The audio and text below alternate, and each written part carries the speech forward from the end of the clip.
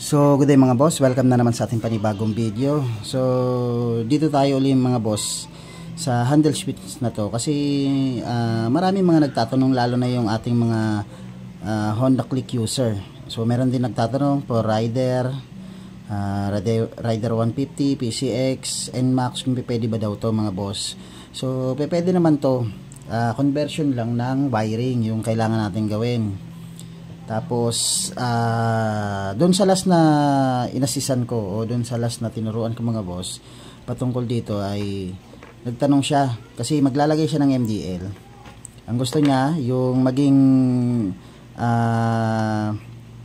format ng kanyang switching, dito yung kanyang headlight mga boss.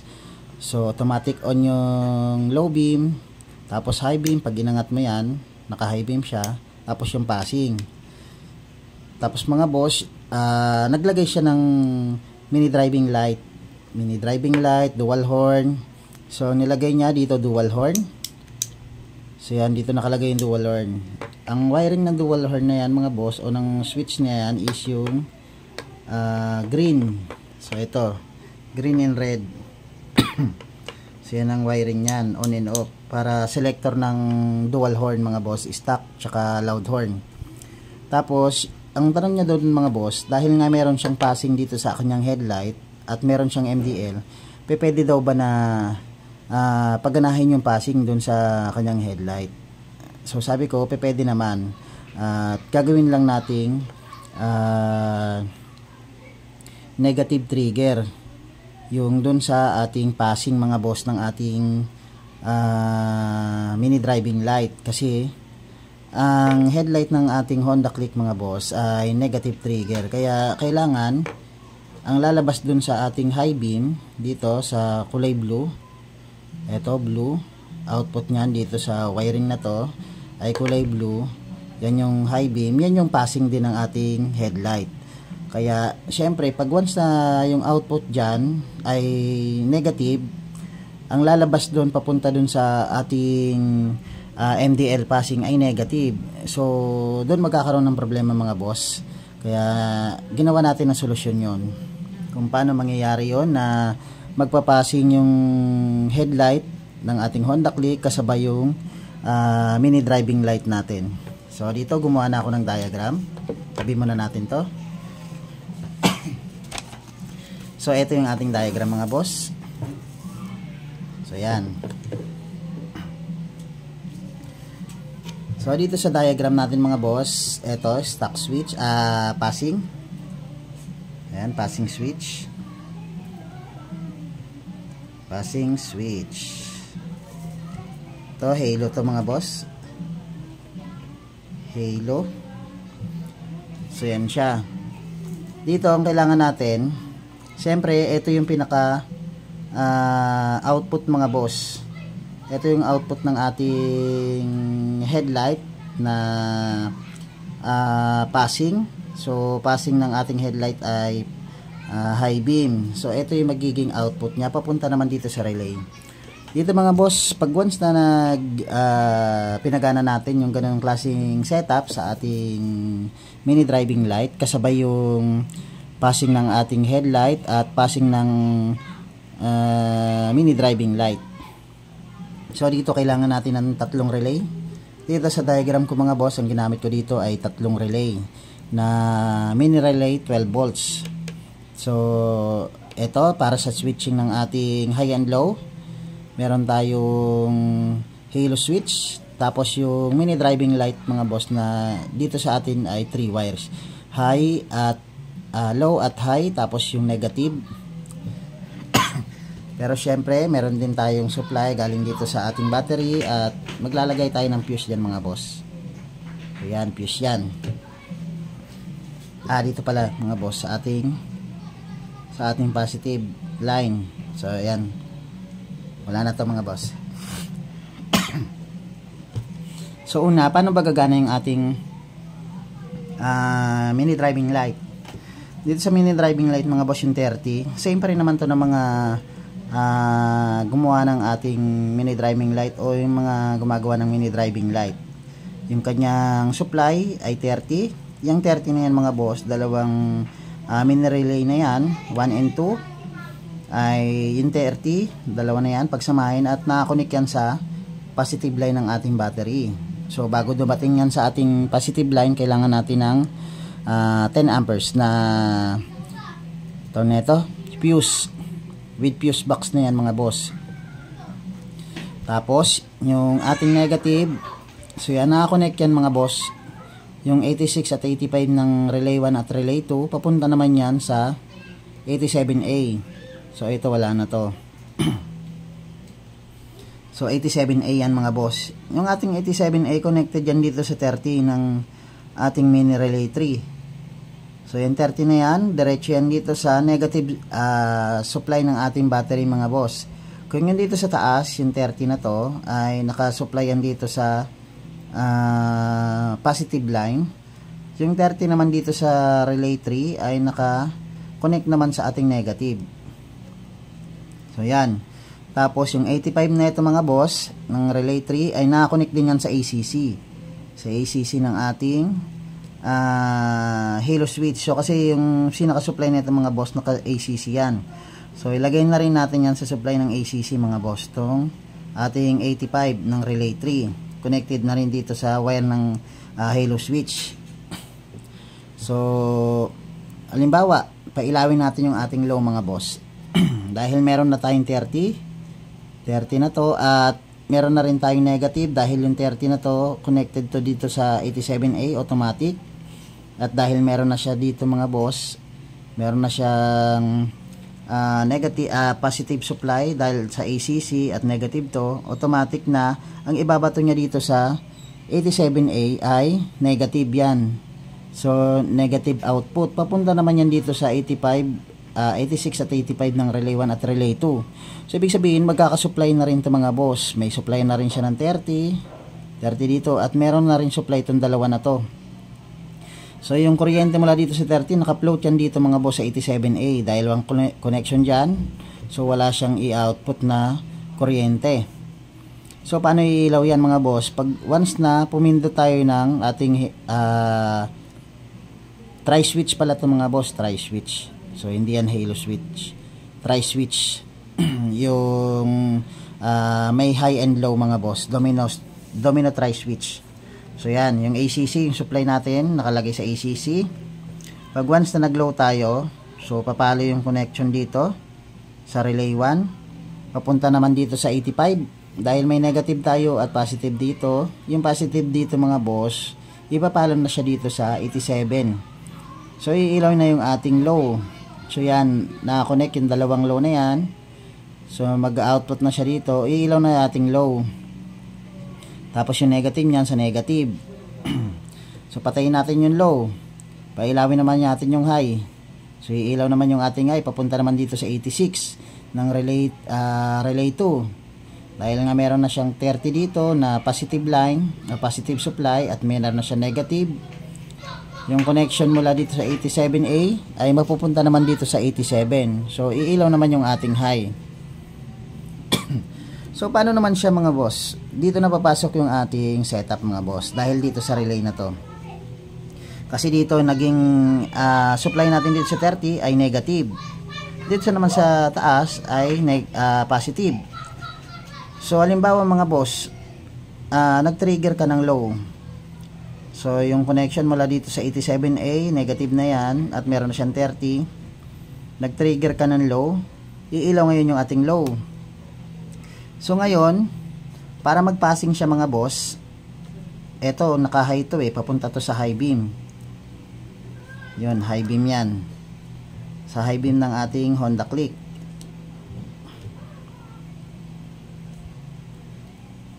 So yan. So papunta ng high beam yan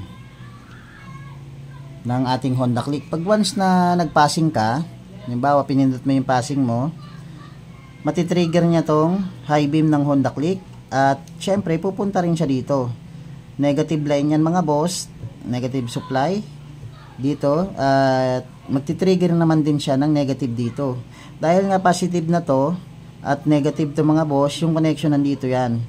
Pero pag once na nilagyan mo ng negative dito mga boss dahil positive na to, yung connection na negative dito mga boss, galing dito sa 30 ay mapupunta naman dito sa 87. Dahil wala ngang connection yan mga boss, walang wire na yan.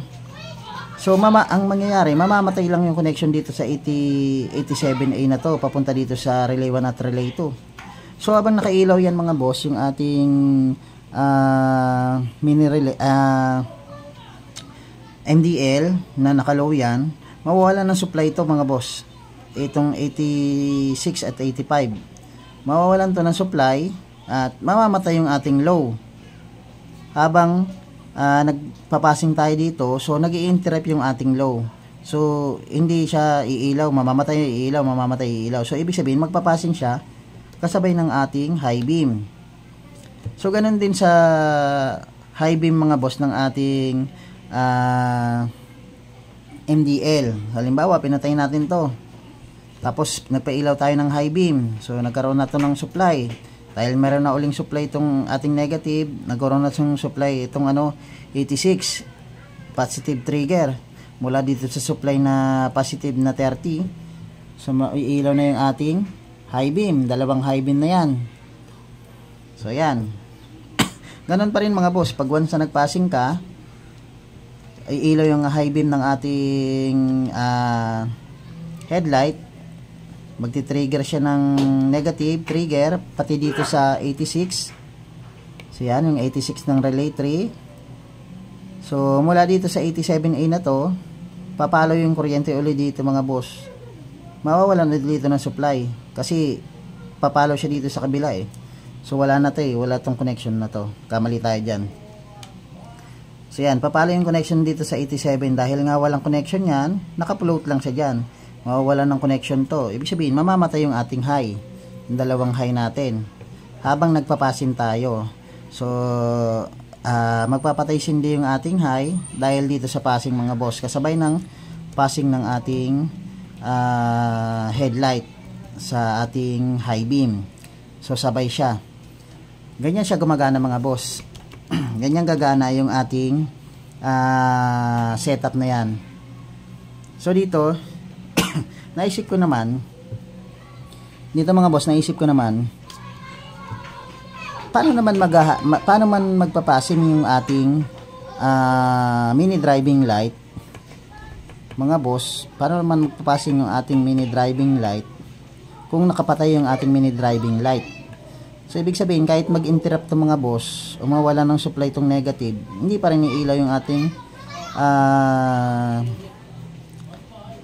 tawag na ito mini driving light kasi wala naman siyang supply, hindi naman siya nakailaw eh. So magi-interrupt lang tong negative supply na to pero walang magpapatay sindi. Ang magpapatay sindi lang itong ating high beam ng ating Honda Click. So yan.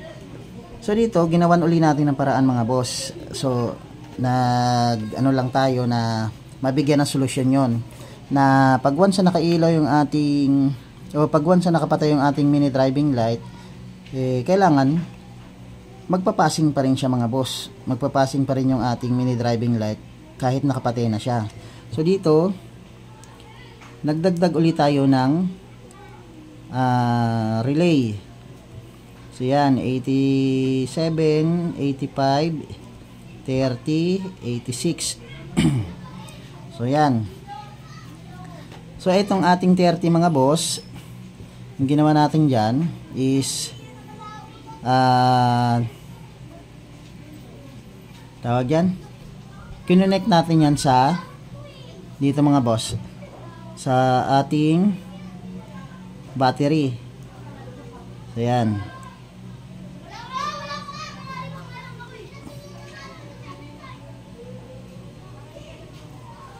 sa ating 30 papunta dito sa 30 para nga maging positive supply naman to. Ayan. Tapos yung ating 85 ay magko-connect naman tayo mula naman dun sa ACC. So i-connect natin to sa ACC. So yan. Tapos yung 86 natin mga boss, yung 86 naman natin, i-connect naman natin dito sa passing natin, passing switch. Tapos yung 87 ay i-connect naman natin dito sa pinaka-output na. ang pinaka-output na natin mga boss. So yan, sa high beam. Tapos maglalagay tayo ng diode. Yan, maglalagay tayo ng diode yan.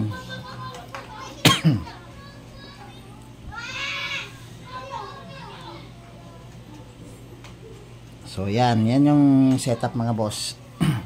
Kailangan na magdadaglag lang tayo ng mga boss ng isang diode. So tapos mini relay. So magiging 4 na yung ating relay mga boss sa ganyang setup.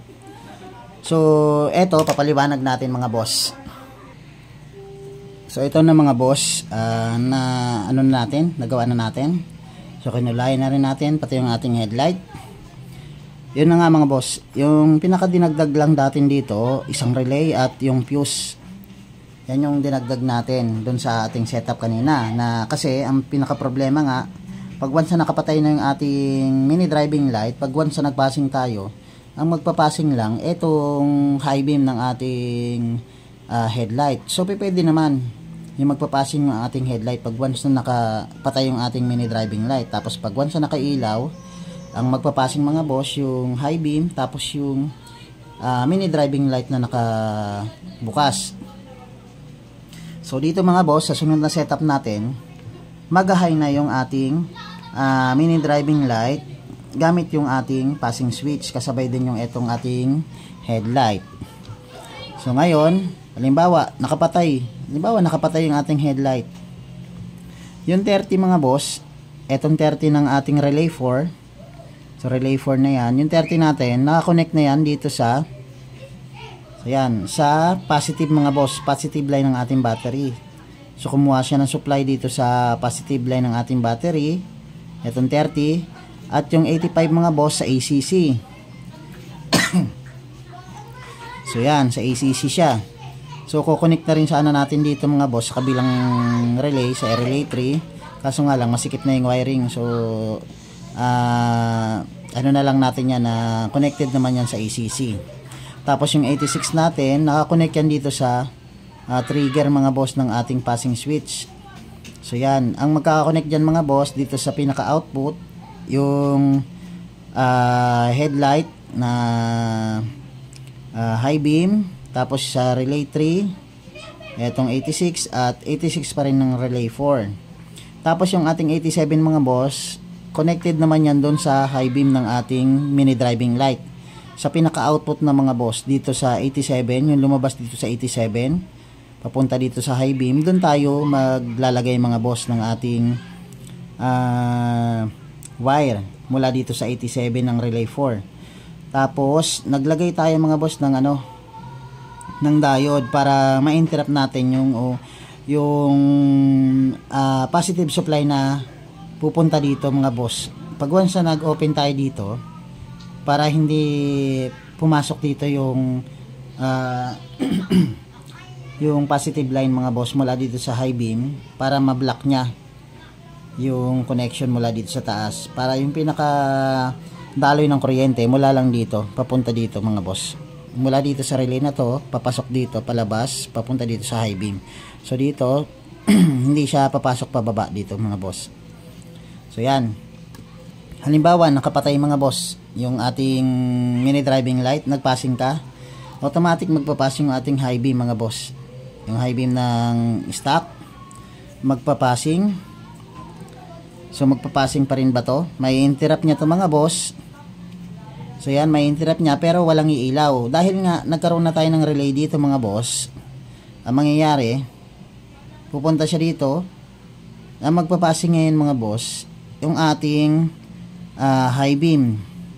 So yan, yung ating high beam na yung magpapassing dyan. Pag once na nakapatay yan, magpapassing na siya kasi meron na tayong negative, meron na tayong positive dito sa 30, meron na tayong positive dito sa 86.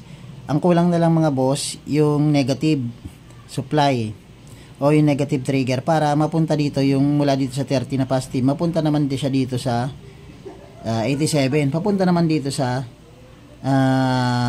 high beam ng ating mini driving light. So ibig sabihin, pag once na nagpassing ka mga boss, magpapasing na to, nakapatay yung ating mini driving light ha, magpapasing yung ating high beam, magpapasing naman yung ating high beam ng mini driving light. So ganun na mangyayari. Tapos pag naka low beam ka, ngayon ang magpapasing na, kasi mawawalan to ng connection eh. 'Di ba? Mawawalan, mamamatay yung, halimbawa naka low beam ka, mamamatay yung low beam, ang magpapasing yung high beam. So yan, magpapasing yung high beam. Tapos pag nag high beam ka, so yan, pag nag-high beam ka mga boss, magpapasing pa rin siya. Kasi may interrupt niya yung ano eh. May interrupt niya yung connection dito, magpapatay siya eh. So yan. Pag patay siya, mabubuhay naman siya nitong passing na to. So magaganon siya mga boss. So magi-interrupt pa rin siya. So yan yung naging solusyon natin doon sa katanungan ng ating isang subscriber o manonood ng ating channel mga boss, kung paano magpapasing yung high beam ng ating stock headlight at yung ating ilalagay na mini driving light. So sana nagustuhan nyo yung ating video ngayon mga boss, at sana nabigyan natin ng solusyon yung manonood natin sa ating channel. At kung nagustuhan nyo yung ganitong klaseng video mga boss, wag po natin kalimutan mag-like, share, and subscribe mga boss, para lagi po tayong updated sa mga panibagong video tutorial na ating gagawin doon sa inyong mga motor mga boss. At wag na rin tayong mahiyang mag-iwan ng komento, magtanong dyan sa ating comment section mga boss patungkol sa video ito. Kung may mga katanungan kayo, tanong nyo lang po dyan mga boss. At yun, muli maraming salamat mga boss, at God bless.